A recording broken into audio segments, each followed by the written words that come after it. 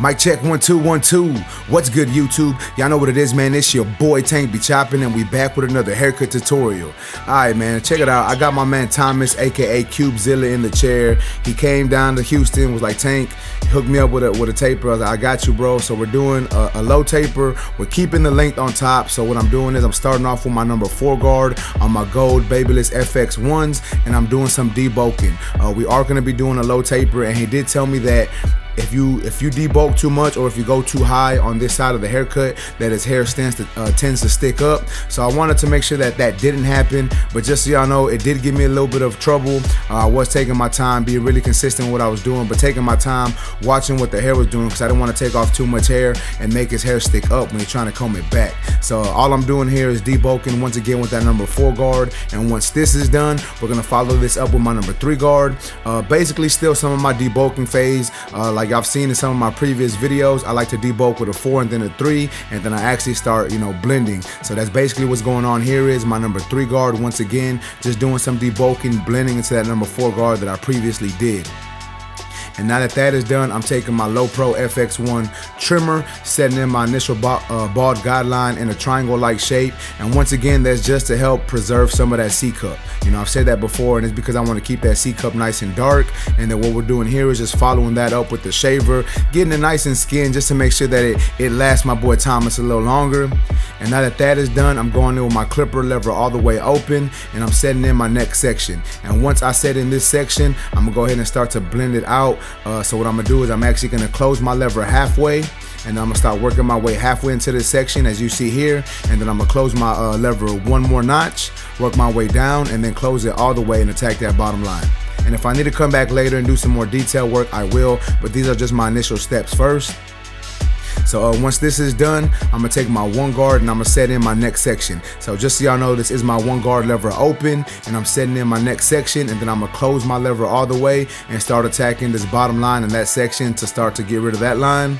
Now here is my 2 guard lever open, trying to blend into that number 3 guard that y'all saw me do earlier on in the haircut. And a lot of times I like to skip my 1.5 guard, because I feel that the 1.5 guard is more of a detailing guard, kind of like the half guard. So I only use it when it's necessary, and I am going to use it on this cut. But before I do that, I want to see how the haircut is blending, just using my 2 guard open and then closed, trying to blend into what I previously did, which is the 4 and the 3. And if it doesn't blend, then obviously I'll use my 1.5 guard. But if it does, that lets me know that I may not need to use it. But as y'all seen there, it didn't really blend, so I decided to take my 1.5 guard closed, start attacking some dark areas in that blend, and then I'm gonna take my 1 guard lever open, do some detail work, close my 1 guard, continue to do some more detail work.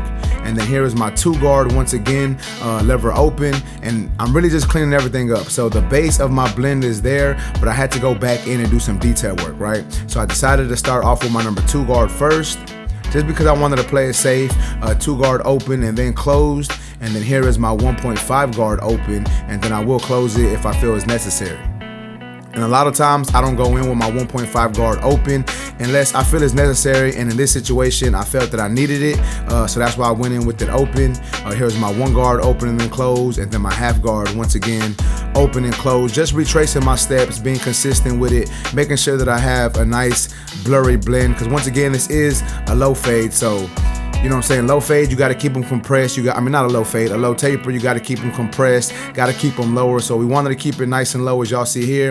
And then I said, you know what? Let me go ahead and put this line up on the C cup. That way I can see the way the blend is looking. Because sometimes once you put that line up in there, you see that the blend actually looks better than what you initially think. So as you can see, now that I'm putting this line in here, this blend looks better. And if I wouldn't have put this the edge up on there, I probably would have kept messing with the blend. So yes, I am going to go back and detail it a little more, but that is one reason why I like to move on and use my liners and go ahead and set up my edge up, just so I can see the blend a little better, just so I can see where I really need to detail, see if there is any discrepancies, or if the blend looks good without me having to do too much work.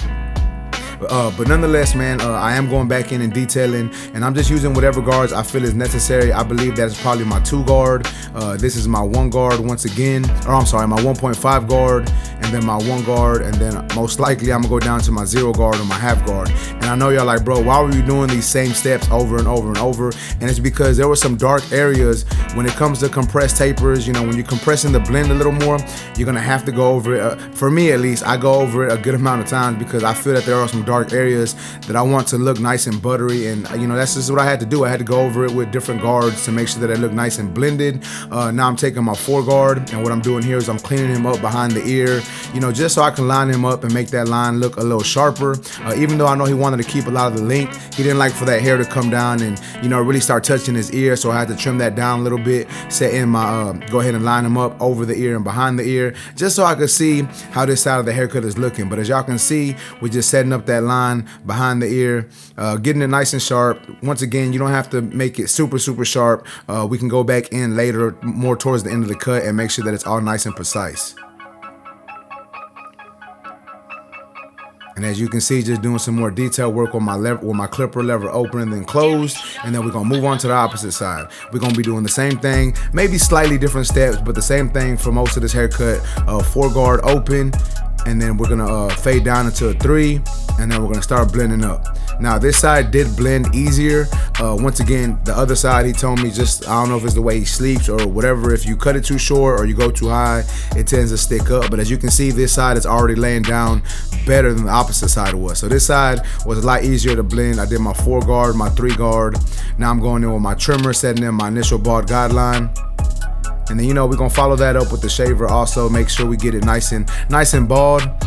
And then we're gonna blend up. Same exact steps, clipper open, setting in my next section, and then we're gonna close our lever as needed to get that bottom line to become erased. And then here is my 1 guard lever open, setting in another section, and then we're gonna close the lever and blend that section out. Now I think I did do something different here. I think I decided to go in with my half guard. Yeah, so I decided to do my half guard now, which I typically don't do it, but I think what happened was it looked a little too dark for what I like, so I decided to go back in and start to detail it a little more before I moved on. And as you can see now, I'm just detailing it with my no guard. And then here is my 2 guard open, blending into that number 3. Basically, like I said earlier, guys, blending into the bulk work that I did earlier. And then we're just gonna switch guards. I believe I decided to go back in with my number 3 guard just because I didn't like the way the blend was looking.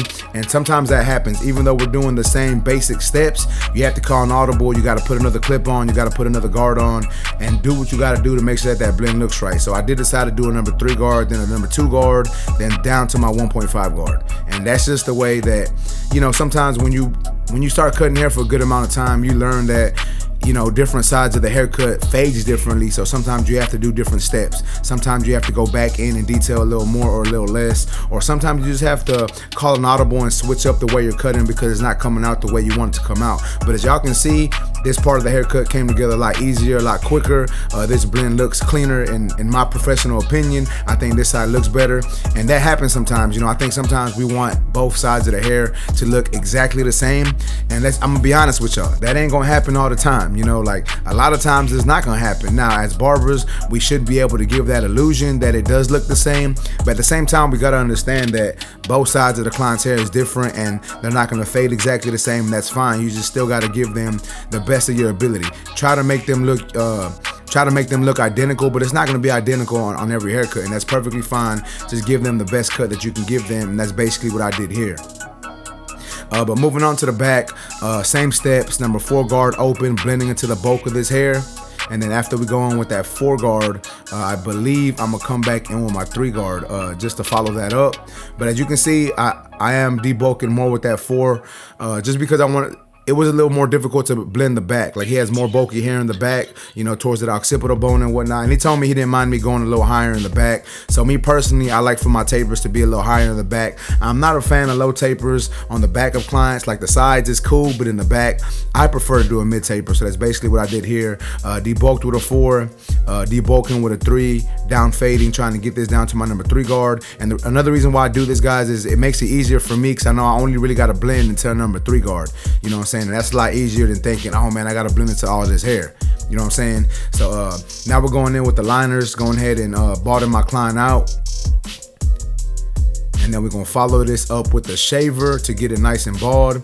And once again, guys, if you do want to purchase any of these tools, you can check fwbarbersupply.com and use my discount code TANK10 just if you are interested. I'm not saying you got to, but if y'all want to purchase them, the fam over there at fwbarbersupply.com, I'm pretty sure they got them on stock. You know what I'm saying? They got them on deck, so check them out. Once again, my discount code is TANK10, so y'all make sure to check them out and purchase anything that you need to purchase from them. But jumping back into this haircut, we're blending out this bottom line. As y'all can see, now I'm going with my one guard lever open, setting in another section. And then once that section is set in, what I'm gonna do is I'm gonna close my lever and I'm gonna start attacking that bottom line in this section.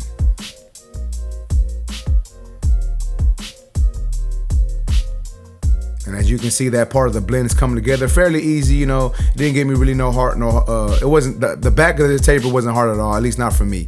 So after that, we're going in with our 2 guard lever open, trying to blend into that number 3 guard. And you're gonna see me do something on the back that you didn't see me do on the sides. I am gonna do some shear over comb just to show you a little bit how I like to do my shear over comb. And I like to do that with tapers because I can control my shears a little better than I can control when I'm doing clipper over comb. A lot of people like to do clipper over comb, and I'll do clipper over comb, but when I do clipper over comb, that's mainly for fading, like for fades. But for tapers, it's a little different for me. I'm not the best at clipper over comb, so as y'all can see here, that's why I decided to use shear over comb. I feel like I control better. I know exactly where I'm cutting and what I'm cutting. So for me, that's just the way I move. That's what works best for me. So that's why I do it like this. If you want to do shear over comb, or I'm sorry, if you want to do clipper over comb, that's totally up to you. But as you can see, this is making that blend look a little more blurrier, and that's what I'm basically trying to do here, guys. So now that the back is done, we're gonna go ahead and take our razor, put the finishing touches on my boy, getting everything down, you know, getting everything nice and sharp. We did not add any enhancements. He didn't need any enhancements. You know, we left the C cup dark, left the lines dark, so I didn't feel he needed any enhancements. And that's to go and show y'all guys, you don't need enhancements on every cut. You know what I'm saying? You can cut without enhancements, and I think this came out, I think this was a fire cut. You know what I'm saying? Y'all let me know in the comments what y'all think so far. But as you can see, that's all we're doing here is getting those lines nice and sharp. But check it out, man. This is how my boy Thomas came into the shop looking. This is the before look.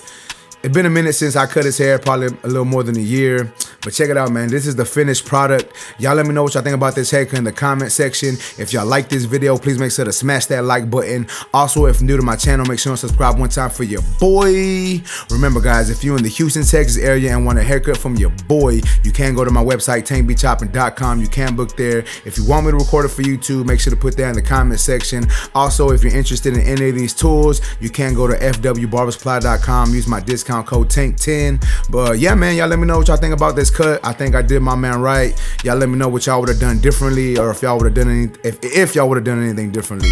But with that being said, man, that's basically it, YouTube. I appreciate y'all for watching. Until next time, let's go. Yeah.